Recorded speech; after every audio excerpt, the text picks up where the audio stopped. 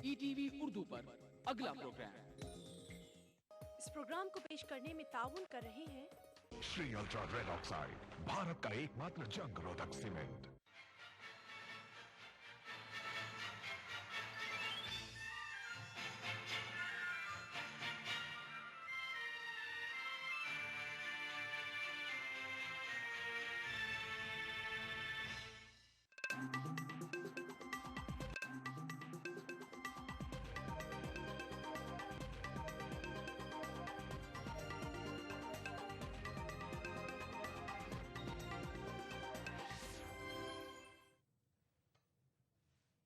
नाज़रीन आदाब, TV Urdu news में आपका खैर मकदम है। आप देख रहे हैं खबरनामा। सबसे पहले नजर सुर्खियों पर। दिल्ली इज्तिमाई आबरूरेज़ी और कत्ल मामला, कम उम्र मुलजिम के खिलाफ जुवेनाइल जस्टिस बोर्ड आज सुना सकता है फैसला। मगरबी बंगाल में पंचायत चुनाव का पहला मरहला आज, प्रोलिया, बंकुरा और मगरबी मिदनापुर में डाले जा रहे हैं वोट। चुमार दरअंदाजी पर चीन की पर्दापोशी की कोशिश, कहा फौज की गश्त उसकी हुदूद तक ही महदूद। बोस्टन धमाकों के मुश्तबा मुलजिम ने इल्जामात को बताया गलत। कत्ल, आम तबाही के हथियार इस्तेमाल करने समेत 30 इल्जामात का है सामना। और रमजान के बाबरकत महीने का आगाज, बर्रे सगीर में आज पहला रोजा, जिक्र अस्कार से फजाएं मुअत्तर।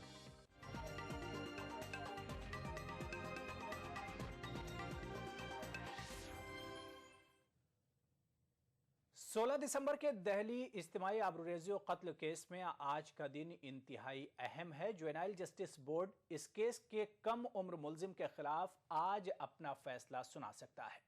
कम उम्र मुलजिम के ताल्लुक से बोर्ड ने अपनी जांच 5 जुलाई को मुकम्मल कर ली है। इसने इसके खिलाफ जांच का आगाज मार्च में किया था। दिल्ली पुलिस ने इस कम उम्र मुलजिम को इस केस के 6 मुलजिमों में सबसे सफाक करार दिया था।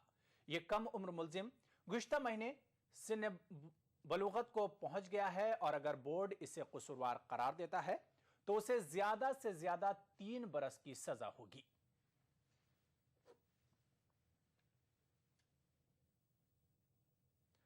उधर समाजी कारकुन मुलजिम को सख्त सजा देने की मांग कर रहे हैं।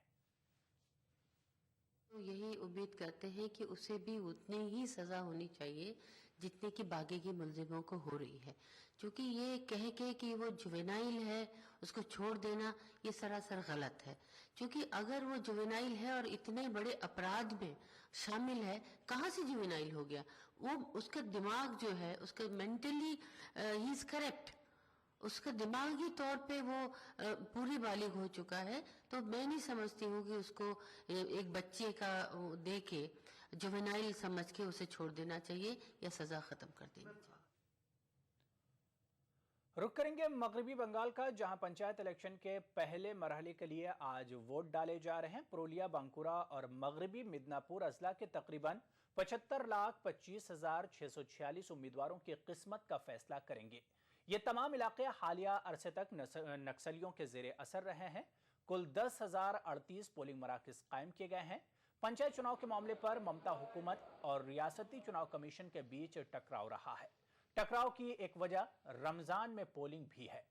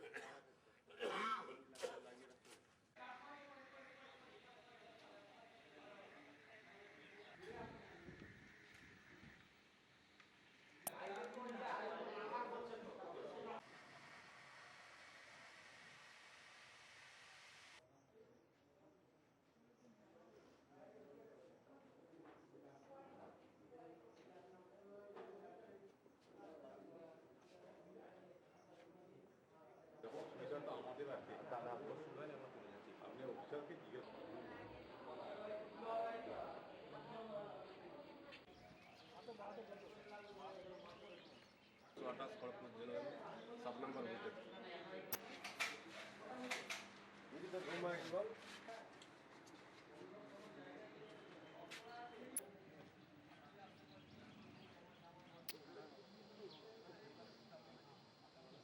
नाज़रीन, आइए पंचायत चुनाव के बारे में बात करते हैं मगरबी मिदनापुर में मौजूद ईटीवी नुमाइंदे गोस्वामी से, जो हमारे साथ मिदनापुर से जुड़ चुके हैं। गोस्वामी, सबसे पहले जानना चाहेंगे कि जो इंतखाबात हो रहे हैं, कितनी बड़ी तादाद में वोटर घरों से निकल कर आ रहे हैं, अभी अपडेट क्या है? देखिए हरियाणा जी, वो आज सुबह 7 बजे से वोट जब से शुरू हुआ तब से वेदर जो है, वेदर इतना खराब नहीं था। मानसून का सीजन होते हुए भी आज बारिश इतना नहीं हुआ। इसीलिए क्या है कि सुबह को जब धूप निकलने से पहले ही लोग चाहते थे कि ज्यादा से ज्यादा वोटिंग कर दिया जाए, इसीलिए लोगों में वोट डालने का बहुत ही उत्साह दिखा गया। हरियम जी गोस्वामी, जानना चाहेंगे कि जहां पर पोलिंग हो रहे हैं, तीनों अजला जहां पर आज पोलिंग हो रही, तीनों नक्सल प्रभावित एरिया है, नक्सली एरिया, तो वहां पर सिक्योरिटी के किस तरह के इंतजाम किए गए हैं? हाँ, वो क्या है, बकुड़ा, पुरुलिया, पश्चिम मिदनापुर, ये तीनों डिस्ट्रिक्ट LWE एरिया में से आते हैं और ज्यादातर पश्चिम मिदनापुर का जो सिक्योरिटी इंतजाम किया गया है वो 86 कंपनीज नेशनल फोर्स दिया गया है। उसमें से 20 कंपनी BSF, 32 कंपनी CRPF और SSB 19 यानी कि 19 कंपनी दिया गया, और उसके साथ साथ 15 कंपनी RPF भी यहाँ पर भेजा गया है। और एक बात मैं कहना चाहूंगा कि 30 कंपनी यानी कि 30 कंपनी अभी जंगल महल में तैनात है, वो भी माओवादियों का जो कार्यकलाप है वो रोकने के लिए। इसके साथ स्टेट गवर्नमेंट का है 15,000 पुलिस और एक पवन हंस हेलीकॉप्टर भी रखा गया है, ताकि अगर कहीं पर भी कुछ घटना हो जाए तो तुरंत उसका मुकाबला किया जाए। हरियाणा जी गोस्वामी, जानना चाहेंगे कि इन चुनाव को लेकर, जो पंचायत चुनाव हो रहे हैं, इसको लेकर स्टेट गवर्नमेंट और इलेक्शन कमीशन में कई बार ठनी रही, चाहे वो मामला रमजान को लेकर हो, चाहे वो मरहलों को लेकर हो, कई बार स्टेट गवर्नमेंट और इलेक्शन कमीशन में तू मैं हुई। हाँ जी, वो क्या है, हम देखे हैं पिछले बार जितने बार भी जंगल महल में LWE एरिया में ममता जी यहाँ पर आई और एड्रेस की बहुत सारे मीटिंग्स को, और उन्होंने भी ये कहना चाहिए कि इलेक्शन कमीशन जानबूझ के यहाँ पर जो पंचायत चुनाव है वो रद्द करने के लिए कोशिश कर रहा था, ताकि उनमें से CPM का कुछ प्रभाव उनके ऊपर है, ये ब्लेम किया जा रहा था बार बार। लेकिन आखिर में क्या हुआ, जो सुप्रीम कोर्ट ने जब अपना राय दे दी कि पंचायत चुनाव होना है, वो भी 5 दफा में, तो उसके बाद तो चुनाव होना ही था। और इसके बीच एक बात मैं और कहना चाहूंगा कि चुनाव में जो डिस्टर्बेंस हम लोग सोच रहे थे कि बड़ा कुछ होगा इंसिडेंट, अभी तक तो ऐसा कुछ खबर नहीं है। लेकिन पश्चिम बंगाल विधानसभा का जो विरोधी दल नेता है उसका घर भी पश्चिम मिदनापुर में है, नारायणगढ़ में। आज सुबह को जब वो वोट डाल के जब निकल के आ रहे थे तो कुछ पत्रकार ने उसको सवाल किया कि वोट कैसा चल रहा है, तो उन्होंने कहा कि यहाँ पर पश्चिम बंगाल में तो संतराप चल रहा है, यहाँ पर वोट ठीक से नहीं हो रहा है, तृणमूल लोग संतराप कर रहे हैं। तो उसके आसपास में जितने सारे तृणमूल समर्थक थे उनको घेर के अपना नाराजगी जाहिर की। हरियाणा जी गोस्वामी, हमसे बात करने के लिए, जानकारी देने के लिए आपका बहुत बहुत शुक्रिया। तो एक बार हम आपको फिर से बता दें कि मगरबी बंगाल के 3 अजला पुरुलिया, बंकुरा और मगरबी मिदनापुर में आज पंचायत चुनाव के लिए वोट डाले जा रहे हैं। जैसा कि हमारे नुमाइंदे ने बताया कि मौसम साफ है और बड़ी तादाद में लोग पोलिंग के लिए पोलिंग बूथ की तरफ पहुंच रहे हैं। चलिए यहां पर लेंगे एक और छोटा सा ब्रेक के बाद देखेंगे कुछ और खबरें। कभी छोटी सी शरारत बन जाए आफत, और जिंदगी is good, TT is good. क्यों लंदन वाले मामू जान, आपको हमारा जयपुर शहर कैसा लगा?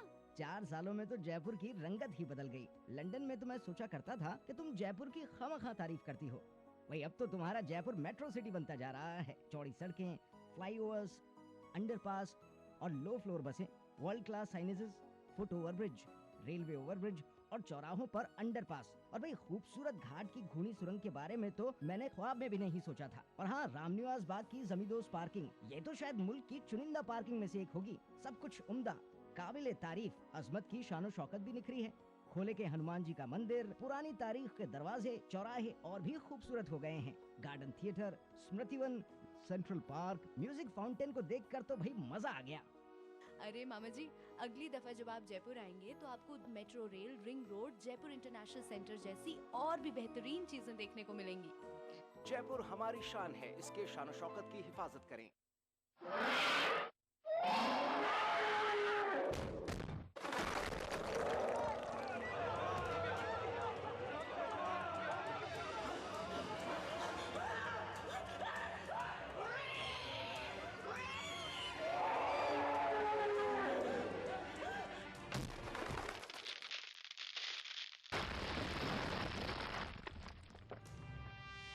बांगर सीमेंट, सस्ता नहीं सबसे अच्छा। क्या खास है आज इफ्तार में? Brown and Polson custard powder इफ्तार खास बनाए।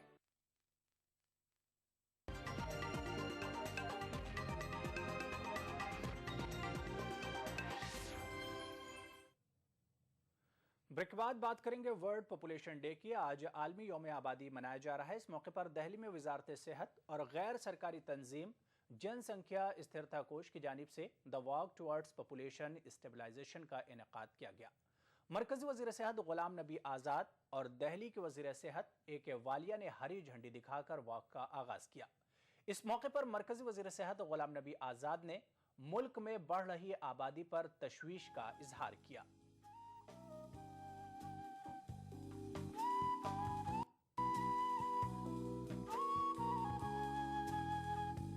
देशवासियों को यही कहना है कि भारत की जो संख्या है जिस तरह से बढ़ रही है, 121 करोड़ हम पहले ही हो गए और इसको अगर हम रोकेंगे नहीं, हमारा प्लेनेट है, जो दुनिया है जिस पर धरती टिकी, हमारी जो धरती है उसका हमको हमारे जो हिस्से में आई है ज़मीन, वो सिर्फ 2.4, अगर 100% है तो उसमें हमारा हिस्सा ज़मीन का भारत का सिर्फ 2.4 है, लेकिन जो आबादी है हमारी वो 17% है।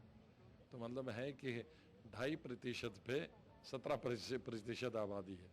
तो ऐसे में हमको देखना होगा कि जो कैरिंग कैपेसिटी है हमारे ज़मीन की वो बहुत कम है। इसीलिए लोग दरिया में भी, समंदरों में भी, पहाड़ों में भी, जंगलों में भी घर बनाते हैं, ज़मीन बनाते हैं, तो उसकी वजह से पूरा एनवायरनमेंट भी ख़त्म होता है और जितने चीज़ें उपलब्ध होने चाहिए वो भी नहीं हो पाती हैं।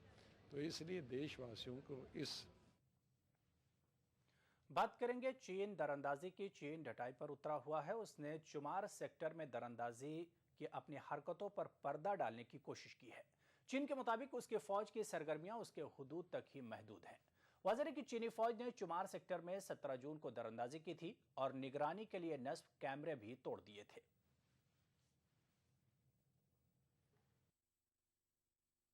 चीन सरहद पर अमन बरकरार रखना चाहता है और साथ ही उसकी फौज हिंदुस्तानी हुदूद में घुसकर तोड़फोड़ भी करती है।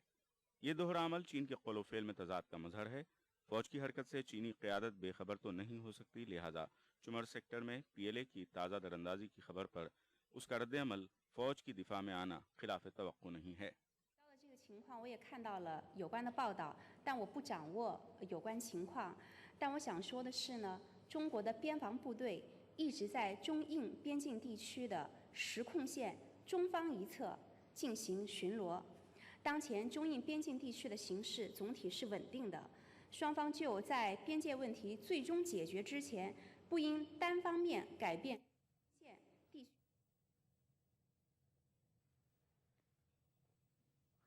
नाज़रीन, इस वक्त बड़ी खबर जम्मू कश्मीर से आ रही है, जहां श्रीनगर में ओल्ड सेक्रेटेरिएट में आग लगी है। आग बुझाने के लिए मौके वारदात पर अमला पहुंच गया है। इससे मुतालिक और डिटेल लेंगे अपने श्रीनगर नुमाइंदे रिफत अब्दुल्ला से, जो श्रीनगर से हमारे साथ फोन लाइन पर जुड़ चुके हैं। रिफत अब्दुल्ला, सबसे पहले जानना चाहेंगे कि ये आग कैसे लगी और अभी वहां पर हालात कैसे हैं?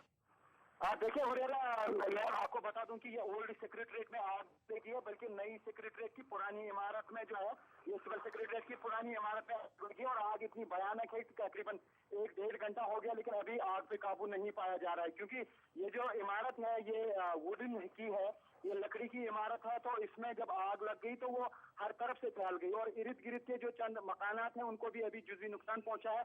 आग पे अभी मुकम्मल काबू नहीं पाया गया है, लेकिन कोशिश ये की जा रही है कि जल्द से जल्द आग पे काबू पाया जाए। जहां तक आग लगने की बात है, अभी ये नहीं देखा गया कि कैसे आग लगी, हो सकता है कि शॉर्ट सर्किट हो, लेकिन आग काफी भयानक है। हुरैरा जी, रिफत जानना चाहेंगे कि आग बुझाने का अमला वहां पर अभी तक पहुंचा नहीं पहुंचा, कितनी गाड़ियां वहां पर पहुंच चुकी हैं फायर सर्विस की?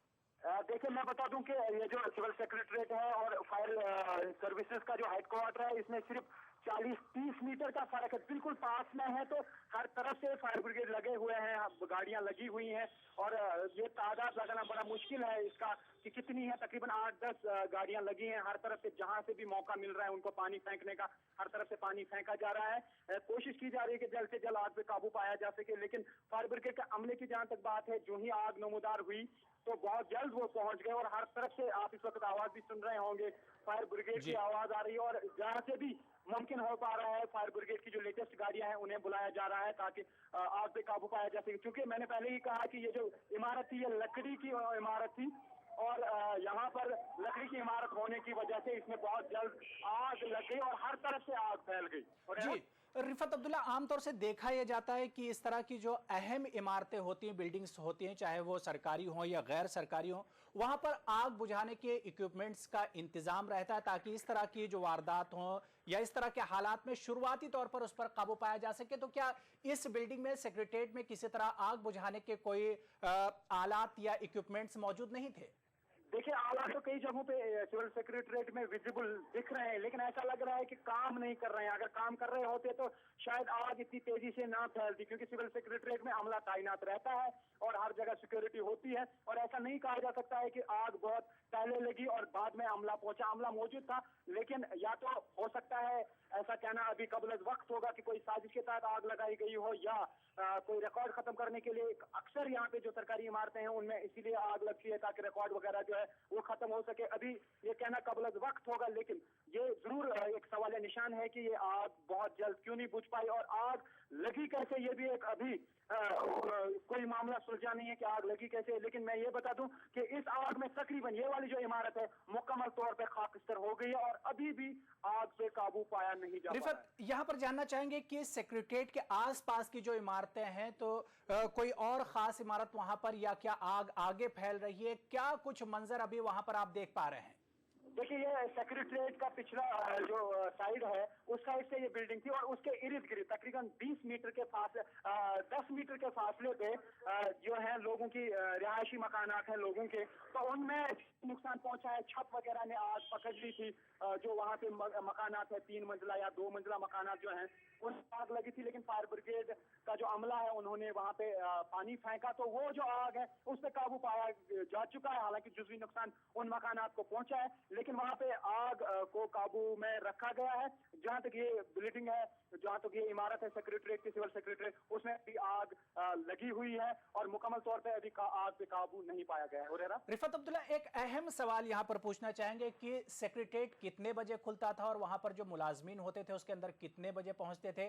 क्या जब आग लगी है मुलाजमीन उसके अंदर थे? किसी के जख्मी होने की कोई खबर है? देखिए, अभी तक ऐसी कोई खबर नहीं है कि कोई जख्मी हुआ या नहीं, लेकिन जैसा मैंने पहले ही कहा है कि अमला हमेशा तैनात रहता है। ये सिविल सेक्रेटरीट की मेन बिल्डिंग नहीं है, बल्कि ये पुरानी एक बिल्डिंग है, वुडन बिल्डिंग। इसमें बहुत ही कम अमला हमेशा रहता है, लेकिन इर्द गिर्द सिक्योरिटी भी तैनात रहती है। कम से कम अगर हम एक अंदाजा लगाएं 100 के करीब इर्द गिर्द लोग रहते ही है जो आग को जल्द देख सकते थे। अगर उनके पास कोई इक्विपमेंट आलात होते तो शायद वो आग को बहुत जल्द काबू पाते, लेकिन ऐसा हुआ नहीं है। क्योंकि जिस हिसाब से, जिस तरह से हमने मंजर देखे, जो हमने हालात देखे यहाँ पे, तो उस हिसाब से लग रहा है कि काफी देर तक आग रही है। उसके बाद या तो फायर ब्रिगेड का जो अमला है, फायर सर्विसेज का जो अमला, उन्हें इतला मिली है और उन्होंने वहाँ पे एक्शन की है। क्योंकि मैंने पहले ये भी बता दिया कि सिर्फ 30 या 40 मीटर की दूरी पर फायर सर्विसेज का हेडक्वार्टर वाक़ा है, लेकिन उसके बावजूद भी ये इमारत पूरी तरह से खाकस्तर हुई। रिफत अब्दुल्ला, जिस तरह से तस्वीरों में हम देख पा रहे हैं आग काफी भयानक है, काफी बड़े एरिया में आग लगी हुई, पूरी बिल्डिंग धू-धू होकर जल रही है। जानना चाहेंगे कि जो मकामी लोग होंगे, जाहिर सी बात है काफी डरे हुए होंगे, मकामी लोगों का क्या कहना इस आग को लेकर? उन लोगों ने शुरुआती तौर पर क्या कुछ देखा था वहां पर? देखिए मकानी लोगों का यही कहना है कि उनकी जो जिंदगियां हैं वो भी दांव पे लगाई गई है। अगर फायर जो सिविल सेक्रेटरीट के इर्द गिर्द बचती है तो वहां पे आग लग जाती है और वहां पे आग पे काबू नहीं पाया जा सकता, तो उनकी जिंदगियां किस तरह से सेफ है। और इतनी बड़ी इमारत है, वुडन की इमारत थी, और यही वजह है कि जो इर्द गिर्द के मकानात हैं उनमें भी आग लग गई। और ये जरूर कहा जा सकता है कि नेग्लिजेंस कहीं ना कहीं है, कहीं ना कहीं गवर्नमेंट की जो है अदम तवज्जोही की वजह से ये चीजें होती हैं। अगर फायर ब्रिगेड या आग बुझाने के आलात सिविल सेक्रेटरीट में अच्छी तरह से काम करते तो शायद ये सूरत हाल अभी नहीं होती और लोग भी बराम नहीं होते हैं। लोग इर्द गिर्द की जो पॉपुलेशन है वो बहुत है, उनका ये कहना है कि वो किसी की तरह से सेफ नहीं है। और जब जहां आग लग सकती है और सिविल सेक्रेटरीट की बड़ी इमारत खुदा न खास्ता अगर कभी न कभी वहां आग लग गई तो उनका हाल क्या होगा। जी रिफत अब्दुल्ला, जानना चाहेंगे कि आपने बताया कि 1 घंटे से ज्यादा का वक्त हो गया आग लगे हुए और काफी तेज आग लगी है, पूरी बिल्डिंग में तकरीबन आग लग गई है और न्यू सेक्रेटरीट की जो पुरानी बिल्डिंग थी तकरीबन इस आग से तबाह होने के करीब है, यानी पूरी बिल्डिंग में आग फैल गई। जानना चाहेंगे कि इंतजामिया के वहां पे कौन कौन से लोग पहुंचे, जो लोकल एडमिनिस्ट्रेशन है वहां के क्या कोई पहुंचे हैं, उनका इस हादसे को लेकर क्या कुछ कहना है। देखिए अभी इस बारे में कोई भी कुछ नहीं कह पा रहा है। मिनिस्टर साहबान जो है वो ऑलरेडी सेक्रेटरीट में पहुंच गए हैं, वो वहाँ पे मौजूद है, कई काबीना वजीर मौजूद है, इर्द गिर्द सिक्योरिटी के लोग हैं, पुलिस के लोग हैं, फायर सर्विस के अमला और लोगों की एक बड़ी तादाद वहाँ पे मौजूद है। तो आग जब तक इस पे काबू ना पाया जाए तो तब तक मुझे लगता है कि कोई भी पिक्चर साफ नहीं हो सकती है। सभी की इस वक्त यही कोशिश है कि बयानात के बजाय पहले आग पे काबू पाया जा सके और उसके बाद ये चीज तय होगी कि क्या कोई अहम कागजात इसमें नजर आतिश हुए, क्या प्रॉपर्टी कौन सी इंपॉर्टेंट चीजें थी वो इसमें नजर आतिश हुई। लेकिन जहाँ तक बिल्डिंग का ताल्लुक है तो पूरा एंटायर जो बिल्डिंग है पुरानी वो तो पूरी खाक हो गई। जी रिफत, आप इस पूरे हादसे पर नजर बनाए रखिए। हमसे बात करने के लिए आपका बहुत बहुत शुक्रिया। तो नाज़रीन एक बार फिर से हम आपको बता दें कि श्रीनगर में न्यू सेक्रेटरीट की ओल्ड बिल्डिंग में आग लगी है। पीछे मोहल्ले को बचाया जाए और जो आगे जो ये सेक्रेटरीट जो हमारी है, जो हमारी विरासत है यहाँ के जम्मू कश्मीर के लोगों को, इसको बचाया जाए। तो ज्यादा तवज्जो हमने लोगों के घरों को बचाने पे लगाई कि पीछे हमने 15 गाड़ियां, आप गिन लीजिए, इस तरफ इस वक्त 15 गाड़ियां हैं पीछे और आगे सेक्रेटरीट में भी जो हमसे हो सका वी ट्राइड। वही वजह है कि ये आग जो है इस बिल्डिंग से बाहर नहीं निकली। अब आप कहीं आरसीसी बिल्डिंग में आग देखेंगे और आप कहेंगे भाई उधर ऐसे बुझ गई। ये लकड़ी है, ये ओपन मैगजीन है और ये कई साल पुरानी है और इसमें डिहाइड्रेशन होती है, इसमें कोई वाटर कंटेंट नहीं होता है और जिस वजह से ये आग जो है वो भयानक रूप इख्तियार करती है। बनाना था, इन्होंने आग दे दिया है इसको, माला जलाने की कोशिश किया है। हाँ, कोई कैजुअलिटी कोई ऐसी नहीं हुई है। बगले हमने ये वाला ब्लॉक भी उस तरह वो वुडन भी बुलाया, पीछे वाले घर भी बचाए, ये साइड भी बचाए। अभी जो है वो काज ऑफ फायर पे देखेंगे तो हमारा जो है पूरा अंडर कंट्रोल है। तो सेक्रेटरीट भी बच गया और ये पीछे जो हमारे घर हैं, हमारे भाइयों के घर है वो भी बच गए। We are working on that. After the fire is extinguished will go to. चलिए, अच्छी बात यह है कि इंतजामिया का कहना है कि इस आग में कोई जख्मी नहीं हुआ है। इस आग से मुतालिक हम और बात करेंगे, हादसे से मुतालिक और जानकारी आपको देंगे, लेकिन यहाँ पर लेंगे छोटा सा ब्रेक, जल्द हाजिर होंगे।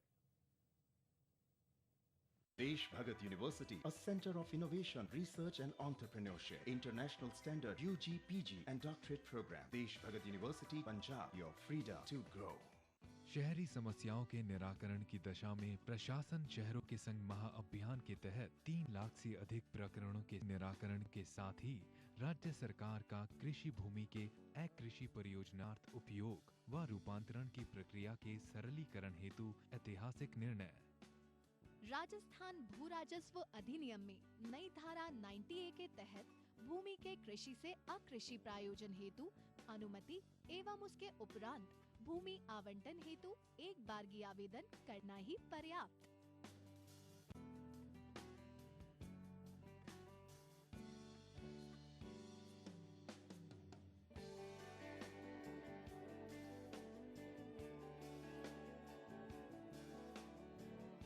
आवेदन पत्र का निस्तारण 45 दिन में प्राधिकृत अधिकारी द्वारा करना अनिवार्य।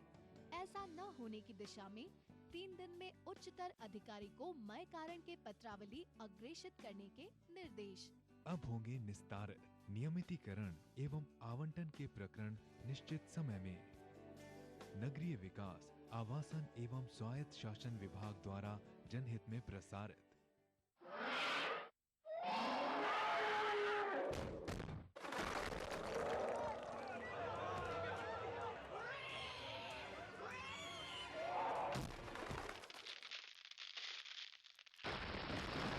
पांडर सीमेंट, सस्ता नहीं, सबसे अच्छा।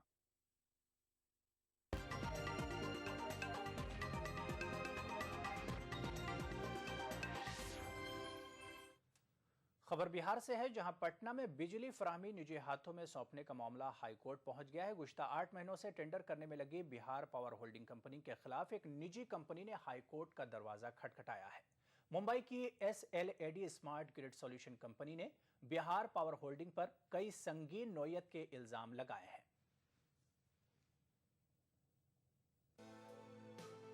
बिहार के दारुल हुकूमत पटना में 24 घंटे बिजली फराहमी का ऐलान कर चुकी हुकूमत पिछले 8 महीनों से टेंडर का खेल खेल रही है। दरअसल दारुल हुकूमत पटना में बिजली फराहमी, मेंटेनेंस और बिलों की वसूली की जिम्मेदारी निजी हाथों में सौंपी जानी थी। पावर होल्डिंग कंपनी ने अक्टूबर 2012 में इसके लिए बाज़ाब्ता टेंडर भी जारी किया। 8 महीने का अरसा बीत गया, लेकिन टेंडर का कोई नतीजा बरामद नहीं हुआ। पावर होल्डिंग कंपनी ने कई मरतबा टेंडर में तरमीम की और मामला तूल पकड़ता गया। हालांकि इस दौरान रियासत के दीगर शहरों मुजफ्फरपुर, गया और भागलपुर में बिजली फराहमी और रखरखाव की जिम्मेदारी निजी कंपनियों को सौंप दी गई। पटना में जारी टेंडर के खेल ने अब नया मोड़ इख्तियार कर लिया है। मुंबई की company SLAD smart grid solution ने हाई कोर्ट में एक अर्जदाश्त दाखिल करके पावर होल्डिंग कंपनी पर संगीन नौयत के इल्जामात आयद किए हैं। अदालत में दाखिल अर्जदाश्त के मुताबिक एक मखसूस कंपनी को पटना में बिजली फ्रेंचाइजी बनाने की कोशिश की जा रही है। कंपनी के इल्जामात कुछ इस तरह हैं। पटना में बिजली फ्रेंचाइजी के लिए अक्टूबर 2012 में टेंडर निकाला गया, लेकिन बगैर किसी माकूल जवाब के इसे मनसूख कर दिया गया। उसी दौरान मुजफ्फरपुर, गया और भागलपुर का टेंडर फाइनल कर दिया गया। पटना का पुराना टेंडर मनसूख करके नया टेंडर निकाला गया। उसमें फ्रेंचाइजी की शराइत में तब्दीली की गई। नई शर्त ये लगाई गई कि 3 साल का तजर्बा रखने वालों को ही फ्रेंचाइजी बनाया जाएगा। SL के मुताबिक मुल्क में कहीं भी ऐसी शर्त को थोपा नहीं गया है। बिहार के दूसरे शहरों के लिए कोई ऐसी शर्त नहीं लगाई गई है। SL के मुताबिक एक मखसूस कंपनी को फ़ायदा पहुंचाने के लिए इस तरह की शर्त लगाई गई है। हाई कोर्ट में दाखिल अर्जदाश्त की फ़िलहाल सुनवाई नहीं हुई है, लेकिन देखना ये होगा कि अदालत क्या फ़ैसला सुनाती है। तब तक पटना के लोग बदतरीन बिजली बहरान का सामना करने पर मजबूर रहेंगे। ETV news, Patna. Boston marathon धमाकों के मुश्तबा मुलजिम जोकर ने इस पर लगाए गए तमाम इल्जामात की तरदीद की है। 19 अप्रैल को गिरफ्तार किए जाने के बाद उसे पहली बार अदालत में पेश किया गया। जोकर पर कत्ल, आम तबाही वाला असलहा इस्तेमाल करने समेत जुमला 30 इल्जामात लगाए गए हैं। अदालत में ये इल्जामात पढ़कर उसे सुनाए गए, जिसकी उसने तरदीद की। वाज़ेह कि 15 अप्रैल को फिनिशिंग लाइन के करीब किए गए धमाकों में 3 अफराद हलाक जबकि 250 अफराद जख्मी हुए थे।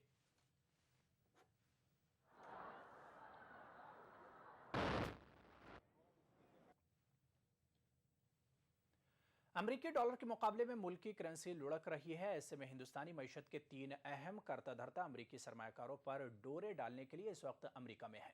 वज़ीर ख़जाना पी चिदम्बरम मंगल को तो वज़ीर कॉमर्स और सनत आनंद शर्मा बुध को वाशिंगटन पहुंचे, जबकि मनसूबाबंदी कमीशन के डिप्टी चेयरमैन मोंटेक सिंह अहलुवालिया आज वाशिंगटन पहुंचे हैं।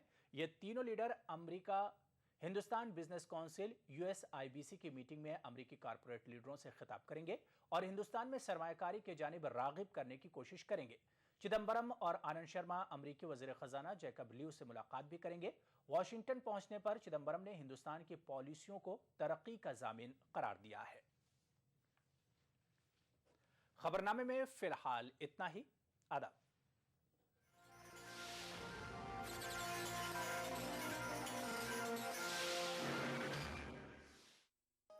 इस प्रोग्राम को पेश करने में ताउन किया Shri ultra red oxide, Bharat का एकमात्र जंग रोधक सीमेंट।